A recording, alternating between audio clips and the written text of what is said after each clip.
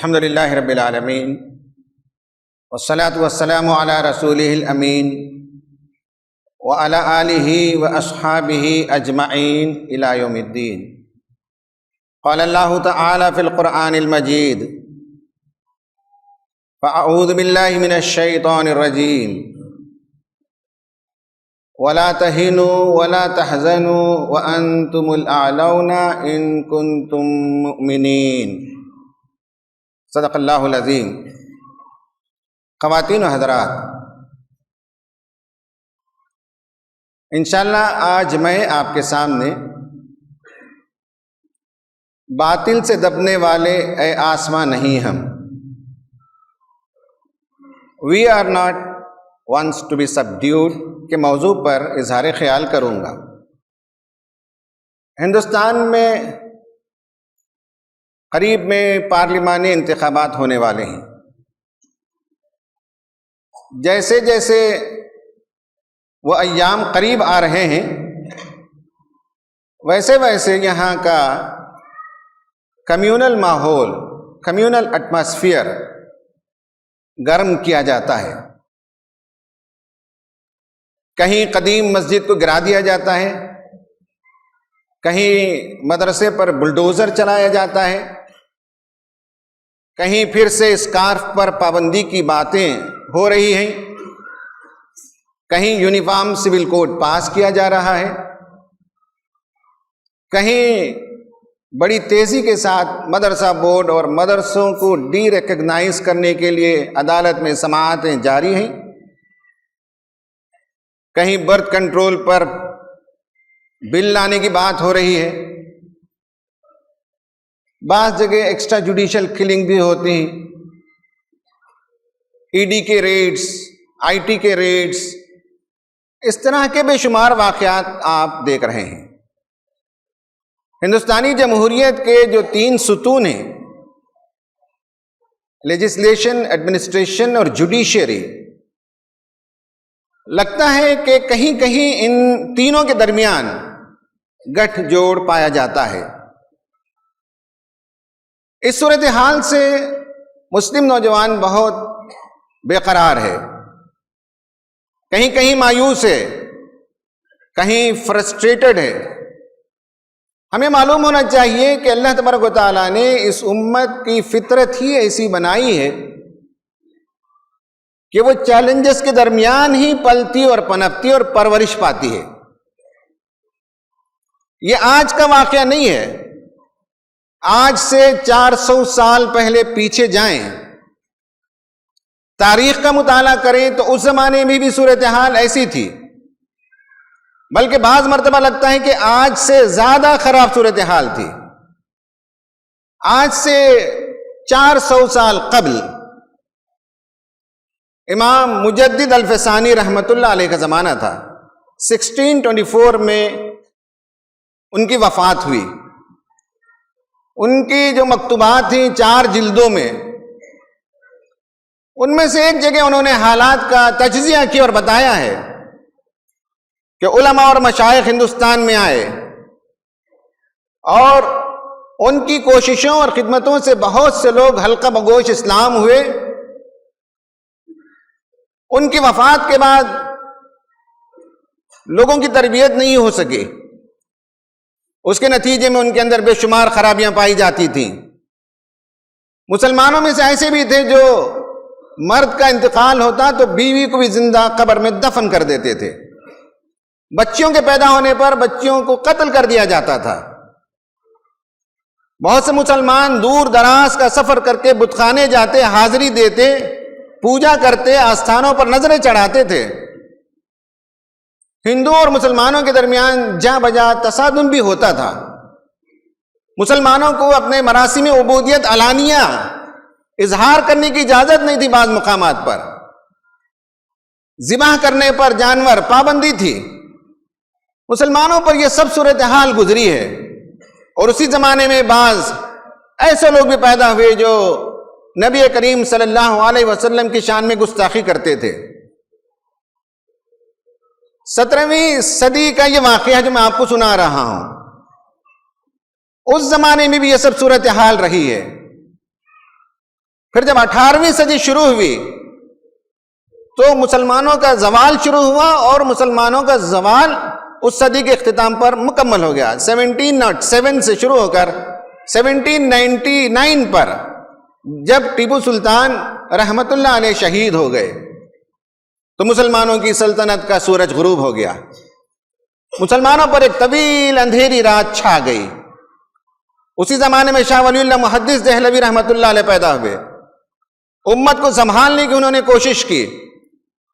اس زمانے میں بھی بہت سی کوششیں ہوتی تھی لوگ اسلام کی طرف نہ آگے بڑھ سکیں، اس کے لیے Bhakti movement, Jogi movement, Nanak Panthi movements, Tara Chand نے اپنی کتاب میں influence of Islam on Indian culture میں لکھا ہے کہ یہ سب تحریکیں اس لیے برپا کی گئیں کہ کہیں اسلام سے لوگ متاثر نہ ہو جائیں، اور اسلام کی طرف رغبت جو بڑھ رہی تھی اسے روکنے کے لیے تحریکیں شروع کی گئیں۔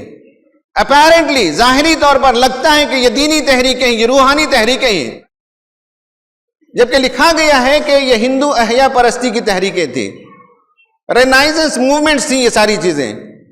اور اس زمانے میں بھی دیکھا جاتا ہے کہ مسلمانوں کی صورتحال خراب تھی، جگہ جگہ پر مسلمانوں کی جائیدادوں کو لوٹا جاتا تھا۔ انگریزوں کی لڑائی مغل سے 1757 میں جو ہوئی، اس کے بعد وہ بولڈ ہو گئے، اور جہاں جہاں ان کی حکومت قائم ہوتی چلی گئی وہاں انہوں نے نمبر ایک ہے کہ مسلمانوں کا جو خوشحال معاشی طبقہ تھا اس طبقے کو انہوں نے ختم کر دیا، ان کی معاشی کمر انہوں نے توڑ دی، اور ان کی جگہ جو انگریزوں کی چاپلوسی کر سکتے ہیں انہیں سامنے لایا گیا۔ نمبر دو یہ ہے کہ مسلمانوں کا نظام تعلیم ختم کر دیا گیا اور لارڈ میکالے کا نظام تعلیم رائج کر دیا گیا۔ نمبر تین، اس وقت کی جو سرکاری زبان فارسی تھی اسے ختم کر دیا گیا اور انگریزی زبان کو جاری کر دیا گیا۔ نمبر چار یہ ہے کہ جہاں جہاں گورنمنٹ میں ویکنسیز نکلتی تھی اعلان ہوتا تھا کہ یہ آسامی، یہ ویکنسی صرف ہندوؤں کے لیے ہے، مسلمانوں کو جاب سے بے دخل کیا گیا۔ نمبر پانچ، تاریخ نویسی شروع کی اور مسلمانوں اور ہندوؤں کو لڑانا شروع کیا۔ اور نمبر چھ، مسلمانوں کی خودی کو توڑنے، ان کے عزم و حوصلے کو پست کرنے، اور ان کے اندر جو قوت تھی، جو احساس تھا خیر امت ہونے کا، اور جو دینی جذبہ تھا، انگریزوں نے نفسیاتی اور عملی ہر پہلو سے مسلمانوں کو شکست دینے کی کوشش کی، مسلمانوں کے اندر مایوسی پیدا کرنے کی کوشش کی۔ یہ 1707 سے 1719 تک 18ویں صدی کا یہ معاملہ ہے۔ اس زمانے میں بھی بہت سی تحریکیں پیدا ہوئی، شہیدین کی تحریک پیدا ہوئی، مسلمانوں میں ماس موومنٹ چلایا گیا، دینی بیداری لائی گئی، دینی شعور بیدار کیا گیا، لکھنے والوں نے لکھا، میدان عمل میں کام کرنے والوں نے کام کیا۔ پھر اس کے بعد ہم دیکھتے ہیں کہ 19ویں صدی کے اندر جب انگریز کی حکومت مسلط ہو گئی تو اس کے بعد یہاں ہندو احیا پرست تحریکیں اٹھیں اور جا بجا مسلمانوں کے خلاف فسادات ہوتے تھے۔ 1870 1880 میں گو رکشک کمیٹیاں بنائی گئیں، نوجوانوں کے کلبز بنائے گئے تاکہ مسلمانوں سے لڑ سکیں اور جنگی تیاری کرائی جاتی تھی۔ یہ سب 1870 1890 میں، اور پھر جب 20ویں صدی شروع ہوئی تو اس زمانے میں یہ تفریق، یہ فرقہ پرستی اپنے عروج پر تھی، اور مسلمان یہاں سیاسی کشمکش میں تھے۔ اس زمانے میں جو کچھ ہوا وہ آپ بھی جانتے ہیں، نبی کریم صلی اللہ علیہ وسلم کے خلاف بھی کتابیں لکھی گئیں، شدی تحریک چلائی گئی تاکہ مسلمانوں کی گھر واپسی ہو، مسلمان پھر پرانے آبائی دین کی طرف چلے آئے جہاں سے صدیوں پہلے وہ مسلمان ہوئے تھے۔ فسادات کا ایک نہ رکنے والا سلسلہ تھا، یہ سب کچھ چل رہا تھا۔ اس کے بعد آزادی ہوئی، اور آزادی کے بعد کی تاریخ بھی ہمیں معلوم ہے۔ 400 سالہ تاریخ پر نگاہ ڈالتے ہیں تو لگتا ہے کہ اس امت کو ہمیشہ کشمکش سے گزرنا پڑا ہے، اور اس امت کی داد دینی چاہیے۔ مولانا علی میاں رحمت اللہ علیہ نے ایک جگہ لکھا ہے کہ اس امت پر اتنے مسائل آئے، اتنی مصیبتیں آئیں، اتنی پریشانیاں آئیں کہ اگر کوئی اور قوم ہوتی تو کبھی کا اپنا عقیدہ اور مذہب چھوڑ کر یہاں کے مذہب کے اندر ضم ہو جاتی. یہ مسلمان ہی کہ اپنے عقیدے پر جمے ہوئے ہیں، اپنے ایمان پر جمے ہوئے ہیں، نہ صرف اپنے ایمان پر جمے ہوئے ہیں، اپنی تہذیبی شناخت کے ساتھ زندہ ہیں، نہ صرف اپنی تہذیبی شناخت کے ساتھ زندہ ہیں بلکہ اس پورے زمانے میں بڑے بڑے مفکرین پیدا ہوئے، بڑے بڑے مصلحین پیدا ہوئے. ان مسلمانوں کو ان کا بھولا ہوا سبق یاد دلایا گیا. مولانا ثناء اللہ امرتسری رحمۃ اللہ علیہ، مولانا الیاس جی رحمۃ اللہ علیہ، اکبر الہ آبادی، علامہ اقبال رحمۃ اللہ علیہ، مولانا مودودی رحمۃ اللہ علیہ، اس طرح کی شخصیتیں پیدا ہوئی اور ہر زمانے میں مسلمانوں کو سنبھالنے کی کوشش کی، مسلمانوں کے اندر عزم دیا، حوصلہ دیا، ایک نئی ایمانی روح ان کے اندر پھونکی. تو کبھی بھی مایوسی کا موقع نہیں رہا ہے. کشمکش ضرور ہوئی ہے، مسائل ضرور کھڑے کیے گئے، دشمنیاں پھیلائی گئیں، نفرتوں کو بازار گرم کیا گیا. وہیں مسلمانوں کے سنجیدہ صاحب علم طبقہ، دانشور طبقہ اٹھا اور انہوں نے مسلمانوں کو ٹھیک کرنے اور ان کا مقام یاد دلانے کی سعی کی. جو بیرونی جو حملے تھے وہ اپنی جگہ، اندرونی طور پر بھی کوئی کم فتنے نہیں تھے مسلمانوں کے اندر. مسلمان جیسے ہی جدید تعلیم یافتہ ہو جاتا اس کے اندر مغرب زدگی آ جاتی. مغرب سے وہ مرعوب تھا، اسلام کے خلاف باتیں کرنا فیشن تھا، اسلام کے خلاف ٹھٹے اڑاتے تھے، کالج میں پارکوں میں نماز پڑھنا معیوب تھا، انکار حدیث کا فتنہ عام تھا، قادیانیت بھی بڑھ رہی تھی، کمیونسٹ ہونا یہ بھی ایک فیشن تھا اپنے زمانے کا. اس زمانے میں مولانا مودودی رحمت اللہ علیہ نے جو لٹریچر لکھا اس کے ذریعے سے جدید ذہن کے تمام شکوک و شبہات کو انہوں نے اس کا جواب دیا اور مغرب کا جو سحر تھا اسے توڑا اور اسلام پر فخر کرنا سکھایا اور اسلام کی طرف مسلمان نوجوان لوٹ کر آئے. تو کہنے کا مطلب یہ ہے کہ باطل سے دبنے والے اے آسمان نہیں، ہم 100 بار کر چکا ہے تو امتحان ہمارا، ایک بار نہیں، 2 بار نہیں، کئی بار ہم اس امتحان سے گزرے ہیں اور ہر بار سکسسفل ہوئے ہیں. تو آج جس مرحلے سے ہم گزر رہے ہیں ہمیں تاریخ بتاتی ہے، ہمیں قرآن بتاتا ہے، ہم سیرت بتاتی ہے کہ یقیناً پھر ہم انشاءاللہ اس ٹیسٹ میں بھی کامیاب ہوں گے اور انشاءاللہ اس ملک کی تقدیر کو ہم بدلیں گے، اس ملک کو راستہ ہم دکھائیں گے. جو کچھ ہو رہا ہے اس سے معلوم ہوتا ہے کہ ہمارے سیاستدانوں کے پاس اس ملک کی تعمیر کا کوئی نقشہ موجود نہیں ہے. اگر نقشہ موجود ہے تو آپ کے پاس موجود ہے، انسانیت کی برابری کا آپ کے پاس نقشہ موجود ہے، یہاں معاشی عدل کے لیے آپ کے پاس نقشہ موجود ہے، سماج میں عدل قائم کرنے کے لیے آپ کے پاس نقشہ موجود ہے. آپ اگر اس ملک کی تعمیر کے لیے بلو پرنٹ لے کر اٹھیں گے تو سب کو آپ شکست دے سکتے ہیں، اس لیے کہ دوسروں کی جھولی میں نفرت کے علاوہ اور دشمنی کے علاوہ کوئی اور چیز کسی کے پاس نہیں ہے. تو ہمیں قرآن نے کہا وَلَا تَهِنُوا وَلَا تَحْزَنُوا وَأَنْتُمُ الْأَعْلَوْنَ إِن كُنتُم مُؤْمِنِينَ. دل شکستہ نہ ہو جاؤ، پست ہمت نہ ہو جاؤ، غم زدہ نہ ہو جاؤ، تم ہی غالب رہو گے اگر تم مومن ہو. سید قطب شہید رحمت اللہ علیہ نے اپنی تفسیر میں لکھا ہے کہ تم غالب ہو، تم برتر ہو. اس کی وجہ یہ ہے کہ تمہارا جو نظریہ حیات ہے وہ ایک زندہ و جاوید خدا کی تم عبادت کرتے ہو، اور دوسروں کا معاملہ یہ ہے کہ یا تو وہ خدا کی بنائی ہوئی مخلوقات میں کسی کے آگے سجدہ کرتے ہیں یا کسی کو خدا کا بیٹا بنا کر اس کے آگے ڈنڈوت بجا لاتے ہیں. تمہارا جو نظام حیات ہے وہ سب سے برتر ہے، تمہارا نظام حیات خدا کا دیا ہوا ہے، ڈیوائن گائیڈنس تمہارے پاس موجود ہے، اور یہ جو نظام حیات کی بات کرتے ہیں یہ خود ساختہ ہیں. یہ جتنے نظام حیات ہیں وہ مین میڈ ہیں. تو آپ اس لیے برتر ہیں کہ آپ کے پاس ڈیوائن گائیڈنس موجود ہے. کہا کہ تمہارا رول سب سے برتر ہے، تم دنیا کے لیے نجات دہندہ ہو، تم دوسروں کو لڑانے کے لیے دنیا میں نہیں آئے ہو.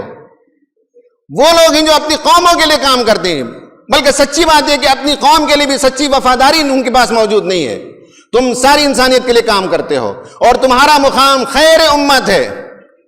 تم اللہ تعالیٰ کے پیغام کے نمائندے ہو, تم اس کے امین ہو, تم حامل کتاب ہو, تم رسول صلی اللہ علیہ وسلم کے نمائندے ہو, تم برتر ہو ہر پہلو سے.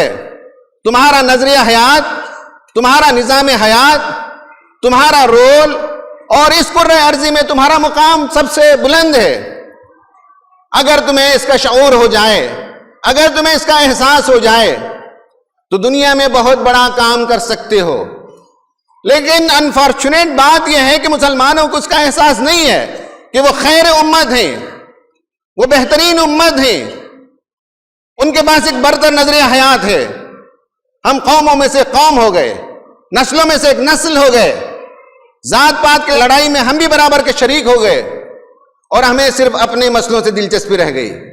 میں نوجوانوں سے کہنا چاہتا ہوں کہ جو کچھ اس وقت ہو رہا ہے اس پر توجہ دینے کے لیے امت کے اندر جماعتیں موجود ہیں, ادارے موجود ہیں, لیگل فائٹ دی جا رہی ہے.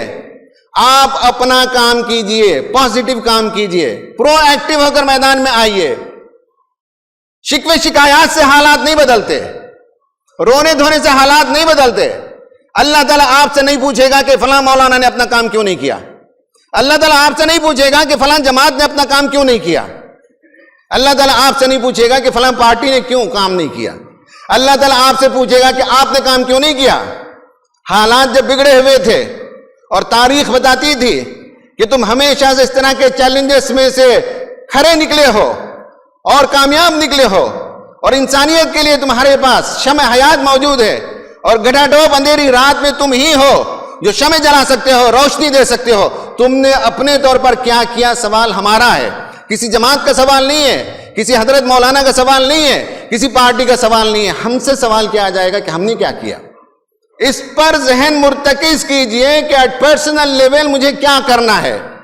جو جماعتیں جنہیں جو کرنا ہے وہ کریں گے, جن پارٹیوں کو جو کرنا ہے وہ کریں گے, جن علماء کو جو کرنا ہے وہ کریں گے. اچھا کریں گے تو ریوارڈ پائیں گے, برا کریں گے تو خدا کے پاس جواب دیں گے. لیکن آپ کی جواب دہی آپ کو کرنی ہے. تو کرنے کا کام شروع کرنا چاہیے. امت کے نوجوانوں کو سوچنا چاہیے کہ آج کے دن میں کیا کر سکتا ہوں ان حالات کو بدلنے کے لیے. آپ بہت کچھ کر سکتے ہیں.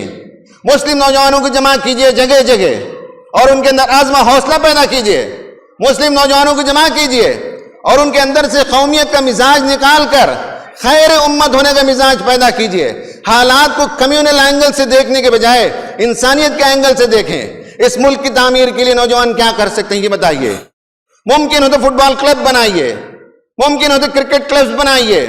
جہاں جہاں ممکن ہو, آپ کے پاس وقت ہو تو دروازہ کھولیے, روم کھولیے, اپنا آفس کھولیے, کہیں بیٹھیے آپ اور نوجوانوں کو بلائیے کہ آؤ میں تمہارے لیے 10th کے ایگزام کی تیاری کراتا ہوں, آؤ میں تمہارے لیے 12th کے ایگزامینیشن کی تیاری کرا سکتا ہوں. محلے میں جائیے جہاں گندگی غلاظت ہے, وہاں پاکی صفائی کی مہم چلائیے. نوجوانوں کے اندر ڈرگ ایڈکشن عام ہے. ہندوستان کے گوشے گوشے میں جاتا ہوں اور ہر جگہ مجھے یہ بات ملتی ہے کہ پرٹیکولرلی مسلم محلوں کو ٹارگٹ بنایا جاتا ہے. ایسا لگتا ہے کہ بائی ڈیزائن یہ ہو رہا ہے اور مسلم نوجوان اس کے عادی ہوتے جا رہے ہیں. کیا ہماری یہ ذمہ داری نہیں بنتی؟ کسی جماعت کا ہم انتظار کریں گے, کسی پارٹی کا انتظار کریں گے, کسی حضرت کا انتظار کریں گے؟ آپ کے محلے میں اگر ڈرگ ایڈکشن کا پرابلم ہے تو ڈی ایڈکشن کے لیے کیمپین چلانا آپ کا کام ہے. غیر مسلم دوست جن کے آس پاس آپ رہتے ہیں ان سے دوستی کرنا, ان سے محبت کرنا, ان کے دکھ درد میں کام آنا اور موقع ملنے پر ان کے سامنے اسلام کی پیاری تعلیمات پیش کرنا. بحث و جدال کرنے کی ضرورت نہیں ہے. ہر انسان کی فطرت کے اندر خدا موجود ہے. ہر انسان فطری طور پر خدا شناس ہے, خدا کی طرف آنا چاہتا ہے. ڈیبیٹ اور بحث کرنے کے بجائے خوش اسلوبی کے ساتھ ہم بہتر طریقے سے اسلام کی دعوت پیش کریں. ایسے کرنے کے 100 کام ہی آپ یہ کہہ نہیں سکتے کہ مجھے نہیں معلوم ہے کہ میں کیا کروں. مولانا نعیم صدیقی صاحب کا ایک کتابچہ ہے تحریکی کام کا خاکہ. اس میں وہ لکھتے ہیں کہ میرے جانے من تم کہتے ہو کہ میں کچھ نہیں کر سکتا, مجھے کام نہیں معلوم. پھر وہ کہتی کہ کیسے تجھے کام نہیں معلوم؟ وقت ہوتا تو تم نکل جاتے کسی محلے میں, غریب بچوں کو جمع کرتے, ان کو پڑھاتے, فلاں کام کرتے, فلاں کام کرتے. پوری ایک فہرست انہوں نے دی ہے, حالانکہ کتاب 20-22 پیج کا ہے. جس میں کرنے کے کام بتائے گئے ہیں کہ امت کے نوجوان کیا کیا کام کر سکتے ہیں. مرد بھی کر سکتے ہیں، عورتیں بھی کر سکتی ہیں، لڑکوں کو بھی اپنا کام کرنا ہے، لڑکیوں کو بھی اپنا کام کرنا ہے. اس ملک میں انسانیت کے لیے، ملک کی تعمیر کے لیے، مسلمانوں کی بہبودی کے لیے کیا کچھ کر سکتے ہیں، یا آپ سوچیں. اگر آپ غور کریں گے کسی دن تہجد میں اٹھ کر تو 2-4 لمحات ایک سوئی کے، تنہائی کے، سکون کے مل جائیں تو آپ انشاءاللہ غور و فکر کر کے اپنے آپ کو پا سکتے ہیں کہ میں کیا کر سکتا ہوں. آپ اپنے اندرون میں جھانکیں اور آپ جو کچھ اس ملک کی صورتحال کو بدلنے میں کر سکتے ہو وہ رول ادا کرنا چاہیے. اللہ تعالیٰ سے دعا ہے کہ اللہ تعالیٰ ہمیں ان موجودہ حالات میں عزم عطا فرمائے، حوصلہ عطا فرمائے، اسلام کی خدمت کرنے کی توفیق عطا فرمائے، اور اس ملک کے حالات کو اللہ تعالیٰ مسلمانوں کے لیے، اسلام کے لیے سازگار بنائے. آمین. وآخر دعوانا ان الحمد للہ رب العالمین. اقول قولی ھذا استغفر اللہ لی ولکم اجمعین.